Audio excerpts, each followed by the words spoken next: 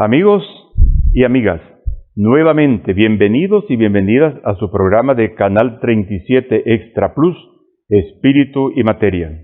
Semanalmente estamos en su hogar en los días lunes, miércoles y sábado a las 8:30 de la noche y el día domingo a las 12, llevándoles temas que tienen que ver con nuestra persona, nuestras familias, nuestra comunidad, que sean para tener un mejor horizonte y crecer siempre mucho más en beneficio de todos. Soy Francisco Picado, de la Clínica de Terapias Naturales y Spa. Ahí los esperamos para atenderlos en lo que es la medicina natural, la medicina oriental con acupuntura, con moxa, con masajes, con agujas, como se dice popularmente, y electroacupuntura, y también con masajes de diferente tipo. Solo tienen que hacer sus citas para poderlos atender con todo gusto, o pueden llegar, pues, y los atendemos también. Tenemos además productos para que los pasen a ver y puedan llevar según su necesidad. Damos cursos desde hace más de 20 años, damos cursos de medicina natural y acupuntura y otras disciplinas similares. Pueden llamar a nuestros teléfonos para informarse, porque ahora los tenemos de manera virtual y también de manera presencial. Bien, después de este aviso que siempre lo damos y que siempre es necesario, porque nos preguntan los números de teléfono, la dirección, etcétera, quiero mencionarles que vamos a tocar un tema que no lo hemos tocado en el pasado, porque ya son varios años y algunos temas pues los hemos repetido para actualizar, pero este tema no lo hemos tocado y entonces lo vamos a hacer hoy. Vamos a hablar, diciéndole de una vez, sobre la importancia y los beneficios de la oración. Es un tema aparentemente espiritual, como se dice, pero más que espiritual, es un tema necesario para tener una mente y un corazón sensible y una mente sin apegos, vamos a decirlo de esa manera, siempre con la presencia del Ser Superior. El tema de la oración puede ser, como dije, un poco religioso, un poco espiritual en diferentes culturas, pero tiene unos aditivos, digamos, que pueden ser acercamiento a la oración, seguridad en la oración y también qué es lo que pretendemos en ello. Además, es posible que tenga también algún beneficio cerebral de nuestro consciente y subconsciente. Y todo eso, que es un poco complejo, es lo que vamos a estar tratando de platicar hoy con nuestro invitado, que de antemano le agradezco su presencia, el licenciado Jaime Tercero, que además de estar formado en la parte de la medicina natural, también está formado en teología. Le voy a pedir entonces a Jaime que se presente, que dé sus indicaciones si lo quieren contactar, y vamos a comenzar este tema un poco así, muy especial, como dije, como es el tema de la oración y sus beneficios. Buenas tardes, Francisco. Gracias una vez más por invitarme. Mi nombre es Jaime. Soy abogado, pero también teólogo. Y me parece que el tema que usted ha identificado para este día es un tema importantísimo y lo felicito por ello. Y muchas gracias por haberme invitado. Ok, gracias Jaime, y gracias por asistir. Bueno, el tema de la oración me parece a mí que lo podemos enfocar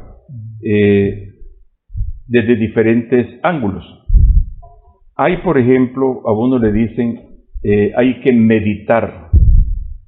Entonces, como que meditar es una cosa también muy importante. Otras veces nos dicen, hay que orar. Otras veces pensamos que hay que hacer acto de presencia ante un lugar o en una misma iglesia para poder orar. Otras veces se nos puede decir que reflexionemos. Otras veces hacemos preces que se dicen, jaculatorias, o recitamos salmos, y también estamos hablando de un tema de oración o de vida espiritual. Entonces me gustaría ir deslindando una cosa con otra, o si todas tienen algunas características, sin pensar únicamente que la oración como tal tiene un sesgo indudablemente muy personal y espiritual de comunicación con el Señor Jesús o el profeta que nosotros quisiéramos entender en otras culturas sobre todo. Pero me gustaría abordar primero, Jaime, antes de llegar al tema propiamente de la oración, ¿qué cosa es meditar? Bien, en la tradición cristiana hablamos de la oración, hablamos de meditación y de contemplación. Difiere de lo que es la meditación y la contemplación oriental. En el caso de la meditación cristiana, meditar es sencillamente analizar, reflexionar sobre textos. En otras religiones, por ejemplo, la meditación tiene que ver meditar, por ejemplo, en tu maestro, en el caso del hinduismo, por ejemplo, y del budismo. En la tradición cristiana, la meditación es cuando el cristiano, apartando un tiempo y estando en un lugar con condiciones de tranquilidad y silencio, reflexiona sobre un texto que ha seleccionado. Eso significa leerle el texto varias veces y tratar de entender lo que está diciendo y también buscar qué el texto le está diciendo a la persona directamente. También se puede extender hacia la comunidad, que ese texto está diciendo para la comunidad, si es que esta persona, además de alimentarse, personalmente está buscando cómo dirigir una enseñanza para un grupo. Y la contemplación significa un cese de análisis, de reflexión, sino más bien un periodo de silencio. La contemplación se basa en la idea de que ya nosotros hablamos, nuestra mente ya habló suficiente y ahora hay que darle la oportunidad a Dios que hable. Entonces, en el caso de los padres del desierto, que es una tradición cristiana, estos elementos de la meditación y contemplación no se podían hacer en las ciudades. Tenían que buscar el desierto, tenían que buscar cuevas, lugares donde ya habían construido celdas donde poder estar apartados, porque era la única manera que se podía utilizar la contemplación. El monje era invitado, por ejemplo, a cultivar jardines. El jardín está relacionado con la contemplación. El estar podando jardín alimenta, en este caso, la contemplación. ¿Qué es lo que espera el monje en la contemplación? Que Dios le hable. Él ya habló mediante la oración, reflexionó mediante la meditación y ahora en la contemplación dice: yo guardo silencio y ahora que Dios sea el que hable. Sí, bueno, en esto hay como ciertos fenómenos. Por ejemplo, como decía, la meditación es un poco como una lección, como una cosa analítica, donde voy reflexionando y qué me dice a mí este pasaje del Evangelio o de la Biblia, cómo lo puedo asociar con mi estilo de vida personal, comunitario, y es necesario porque es prácticamente el enriquecimiento de mis raíces y de mi conocimiento sobre la palabra de Dios, entendiéndolo de esa manera, o el Corán o quien fuera, el reconocer esos hechos. Entonces, la meditación es muy importante y siempre la debemos manejar, pero cuando decimos meditación casi siempre también lo hacemos de una manera muy personal o muy individual, ¿verdad? Y podemos hacer también un ejercicio en común, pero más bien un poco personal. Ahora, quisiera volver después sobre estos temas de la mera oración o de la contemplación o de la reflexión. Quisiera habláramos un poco, Jaime, sobre qué fenómeno biológico, químico se da en la persona cuando está en meditación o en oración o en contemplación. Debe pasar algo en nuestro cuerpo también, porque somos una sola especie. ¿Será que hay algún cambio en nuestro cuerpo biológico? Sí, esto ha sido medido.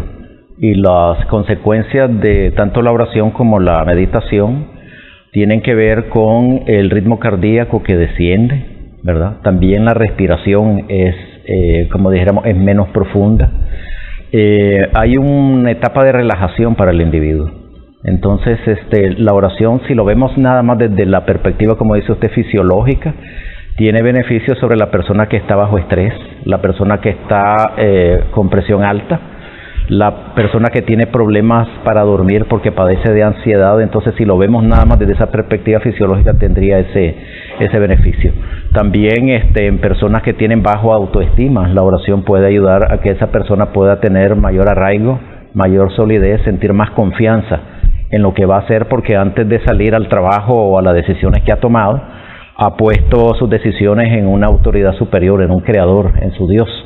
Lo ha puesto ahí, entonces eso da a la persona mayor determinación, mayor confianza, mayor sentido de pertenencia. Entonces, también se han hecho estudios donde se han medido los efectos de la oración en enfermos, por ejemplo. Entonces se han hecho experimentos donde se ha puesto a grupos a orar por determinado número de enfermos en un hospital y otros no, y después medir el grado de mejoría de los pacientes. Sí, entonces hay muchísimos estudios de ese tipo donde se ha comprobado que la oración tiene buenas consecuencias para aquellos grupos por los que se está orando. Sí, es que hay una relación, y me alegra que lo hayas mencionado, eso de medir, porque también se miden las ondas cerebrales, y que pueden llegar a ondas alfa, a ondas teta, que se llaman, en la cual la mente entra a un estado no de letargo, sino de descanso, y entonces todos los estímulos exteriores, ya sea inclusive los ruidos, como también los pensamientos que se cruzan, se bajan de intensidad, y la persona puede reposar un poco más sobre su cuerpo, sobre sus personas, sobre sus principios de creer, y entonces eso enriquece ese subconsciente, y la persona tiene una mejor conducta social y también una propia satisfacción de lo que alcanza. Entonces la oración, digamos, una persona que va al psicólogo, ya no hablando en términos de oración ni de meditación, y le hace una reflexión, una introspección sobre su propia vida, y le da algunos mensajes, esa persona también tuvo momentos en el cual conectó situaciones que puede solucionar, situaciones que son traumáticas o problemas que puede solucionar. Yo siempre he dicho, cuando alguien me pregunta cosas parecidas a esta, yo digo, si además de todo eso que hace el psicólogo, o hace el médico, o hace una persona que le ayuda, usted le pone la fe, su fe que tiene, que mucho mejor, ¿verdad? Usted puede ir al médico, indudablemente debemos ir al médico, inclusive si lo creemos urgente y necesario, vamos a ir al médico. El médico lo va a tratar desde un punto de vista de la medicina y de las patologías, pero si usted a todo eso le pone un carácter de fe, un carácter de confianza y de asegurarse a través de su Señor Creador, o de lo que siente una conexión fuerte, eso le va a ayudar. Muchas veces yo he querido comparar esto de la contemplación que decías, los grandes místicos famosos, ¿verdad?, que han sido hasta poetas, mujeres y hombres, siempre han hablado de una relación casi como muy personal y amorosa, ¿verdad? Porque tener la fe y tener el sentimiento de consolación de la oración es como estar enamorado y bien enamorado. El que esté enamorado, usted ha estado enamorado, claro. El que esté enamorado, que lo puede entender, todo el día piensa en su ser amado, en su amada, como se habla en los lenguajes de la Edad Media. Siempre, permanentemente, y ahora también, está en el trabajo, está pensando, va a acostarse, está pensando, está comiendo, está pensando. Entonces, el que llega a introyectar su sentimiento de fe y de amor a Dios por medio de la oración y la contemplación, su vida es todo eso. Sí. Entonces, el que llega a ese nivel, está en un nivel que cualquier cosa que suceda tiene fuerza para enfrentarla, ¿verdad? Sí, en la tradición cristiana, por ejemplo, la oración tiene que estar acompañada de la fe. Los numerosos textos bíblicos afirman que acercarse al Señor sin fe, entonces no es una buena idea. Y cuando dice fe, significan dos cosas, sí. No, más bien significan tres. Uno, creer que Él existe. Dos, creer que Él es bueno. Porque ese es el otro punto, ¿verdad? Muchos creemos que hay un ser superior, hay un Dios, hay un creador, pero por los últimos años, lo que hemos estado viviendo, hay personas que ya no piensan que ese Dios es bueno. Entonces, dos, que Él es bueno, y tres, que Él actúa en favor de quienes se acercan a Él. Entonces la persona que ora requiere en primer lugar de humildad, en el sentido de que reconoce de que su conocimiento es limitado, su conocimiento del mundo y de las circunstancias es limitado, no tiene la capacidad de saberlo todo, entonces pone su destino y el día, porque en eso consiste la oración. La oración consiste en, antes de levantarse, poner en manos de Dios los planes que uno tiene para ese día, con la confianza de que Él sabe mejor. Él sabe mejor cómo está estructurado el mundo, Él sabe mejor cómo el mundo está concatenado. Ahora, este tipo de oración, cuando es grupal, cuando es multitudinario, cuando es de repetir frases u oraciones, cuando es, por ejemplo, entiendo yo que los musulmanes y todo esto que repiten, y el repetir, o la persona, por ejemplo, que reza el rosario, o la persona que reza una novena, o la persona que va a una vigilia y reza salmos, ¿qué diferencia hay entre la oración, tengo que decir en este momento, personal o individual, y la otra oración, que el otro es una cosa social, una cosa multitudinaria muchas veces? ¿Cómo relacionamos todo eso? Habrá que ver si esa oración multitudinaria está coordinada, ¿verdad? Porque nuestras escrituras dicen, si 2 o 3 se ponen de acuerdo, entonces eso significa que esa multitud que tiene ahí debe estar de acuerdo en la petición. Entonces, si es así, todo estaría bien, ¿verdad? Ahora, la oración personal, siempre en la oración personal debe ir incluido el otro, ¿verdad? Es importante, por ejemplo, que nosotros oremos por otras personas y esas personas por nosotros también. Me acuerdo que hubo un tiempo en que yo viajaba mucho en aviones, y usted sabe que viajar en aviones a veces uno tiene unas experiencias bastante estresantes. Entonces me acuerdo que en la iglesia había una señora que ya falleció, y ella era mi pie de amigo. Siempre que yo viajaba, ella estaba orando por mí. Y en ese sentido, o saber que donde andas hay una persona que está orando por usted, eso le da ánimo también, confianza en lo que usted está haciendo. Entonces, la oración de unos por otros es algo importantísimo. Y la oración también no debe ser egoísta. Nosotros traemos delante de Dios nuestras peticiones, pero en última instancia descansamos en que es la voluntad de Él la que esperamos que se produzca, porque a veces podemos también sentir manipuladores de Dios. Hay personas que hablan como que tienen a Dios en la bolsa. Él me da todo lo que yo le pido, ¿verdad? Eso es solo cuestión de tiempo, ya me va a dar lo que yo le pedí, ¿verdad? Entonces, a veces nuestros hijos nos piden a nosotros cosas que le van a dañar y nosotros no se las damos por mucha fe que tengan en nosotros, ¿verdad? Por mucha fe, un hijo mío pidiéndome un cuchillo para jugar, yo no se lo voy a dar.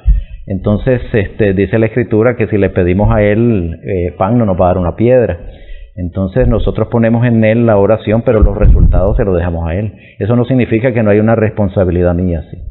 No anula mi responsabilidad, yo tengo que actuar y también yo tengo que decidir. Hay 2 hechos que siempre yo me pongo a pensar. Por ejemplo, uno es que los apóstoles le piden a Jesús que les enseñe a orar.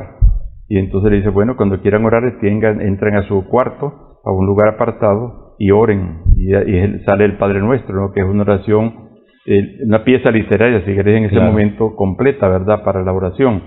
Sin embargo, escucho también bastante esto. Escuchaba unas señoras el otro día, estaba en una cita y vi a unas personas que estaban hablando de problemas. Y entonces le decía, hermana, tiene que orar duro, ore duro. ¿Qué es ore duro? Me imagino que se refiere a orar con insistencia, ¿verdad? Porque las Escrituras dicen oren sin cesar, posiblemente se refiere a eso. Es decir, nosotros podemos ver la oración desde 2 perspectivas. Desde de la perspectiva más sencilla, había un padre del desierto que decía, sencillamente es abrir los brazos y decir, Señor, socórreme. Ya desde ahí esa es una oración, ¿verdad? Y desde una perspectiva más técnica es cuando nosotros por lo menos involucramos 4 pasos en oración. 1, un momento de adoración donde reconocemos a la deidad. 2, un momento de acción de gracia donde reconocemos que todo lo que tenemos hasta ahora se lo debemos a Él. 3, el momento de la petición personal. Y 4, la petición por otros, ¿verdad? Por lo menos esos 4 elementos van en la oración nuestra como el creyente evangélico actual, digamos. En la oración de los padres del desierto era distinta. Era una oración que llevaba oración, lectura del texto, meditación y contemplación.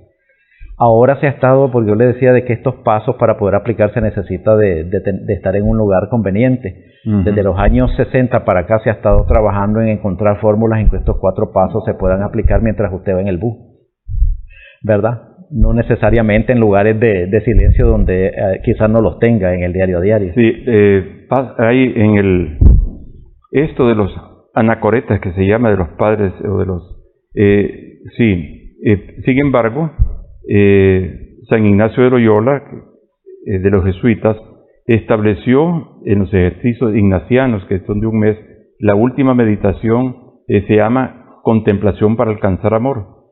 Y esa es la última meditación donde enseña de que los padres antiguos, aunque no lo dice directamente, hacían lo que vos antes señalaste, en el desierto sin interrupción.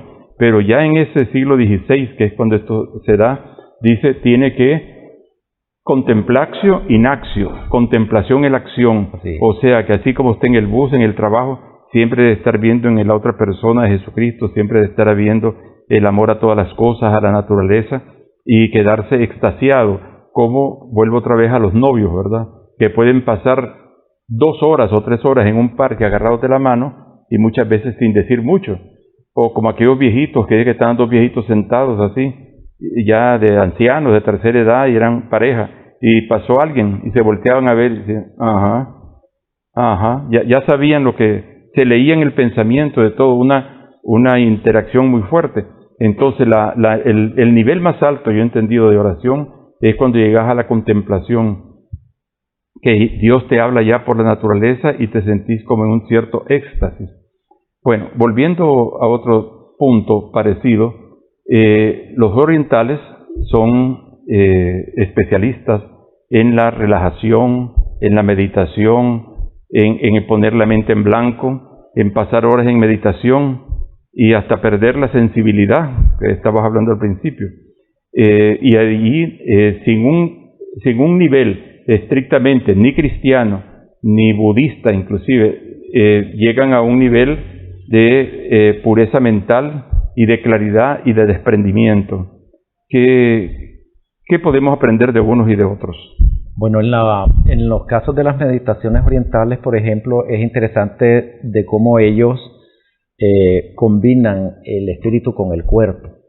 Por ejemplo, un cuerpo que no está preparado, un cuerpo que está enfermo, es un cuerpo que incide en cómo la persona ora. Y esto los orientales lo notaron desde hace rato, y precisamente tiene que ver con la génesis de las artes marciales, ¿verdad? De cómo se cuenta que Bodhidharma entra en un templo y ve de que los monjes no duraban mucho tiempo de la meditación, y entonces llegó a la conclusión de que era porque de su cuerpo no estaban preparados.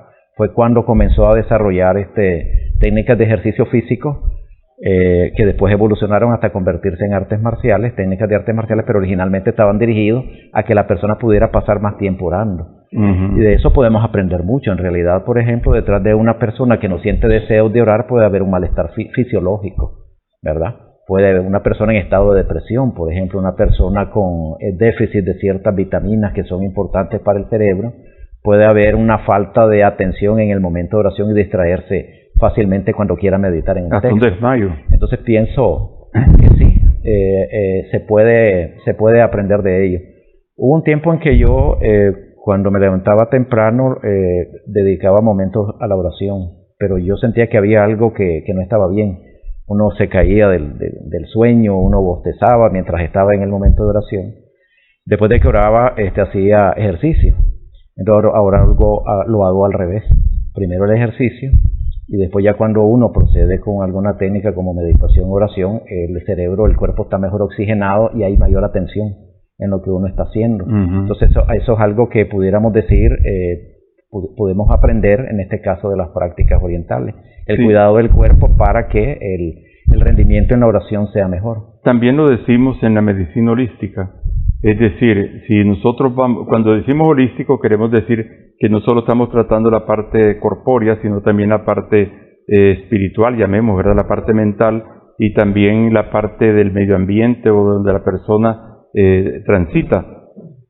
Entonces se dice que un terapeuta que está en primer lugar enfermo, que tiene una enfermedad crónica o tiene un padecimiento difícil, no está al 100, como quien dice, para poder ayudar a otro. Igualmente, un terapeuta que tiene un trauma fuerte, o que tiene una adicción, o que tiene problemas familiares inclusive, difícilmente puede estar transmitiendo energéticamente, decimos en este caso, lo necesario para que su cliente, ¿verdad?, su paciente mejore, que en la medida, entonces, porque no somos perfectos, con lo que decías antes, en base a lo que decías antes, en la medida en que el terapeuta maneja un nivel de vida equilibrado físicamente. Practica el autocuido. Sí, exactamente, que maneja una mente más limpia,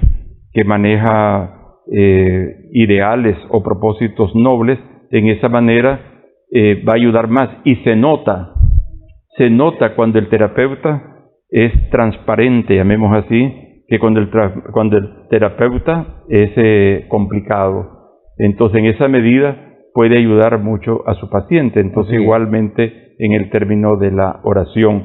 Bien, tratando de hacer una especie de conclusión por el tiempo, el tema de la oración es un tema que me parece a mí necesario de donde lo enfoque. Si lo enfoca por la relajación, si lo enfoca por la meditación, si lo enfoca por el nivel grupal, ¿verdad?, que lo acompaña para meditar, o la lectura, o la revisión de vida personal, como estaba señalando, todos estos aspectos, o tomar, por ejemplo, no es que me la voy a dar de gran lector, pero yo ya voy leyendo la Biblia tres veces completa, ¿verdad?, porque ya tengo años y desde muy chavalo yo compré mi Biblia y la empecé a leer desde el Génesis hasta el Apocalipsis, y ya voy como por 3 vueltas, ¿verdad? Así como que lees algo. Entonces eso te da un campo de meditación y un campo cultural y histórico también, y filosófico de lo que es, independientemente. Estamos hablando ahora de la oración desde el punto de vista, casi voy a decir, técnico, no sé si teológico, pero lo que queremos decir es que el fenómeno de la oración es un fenómeno necesario.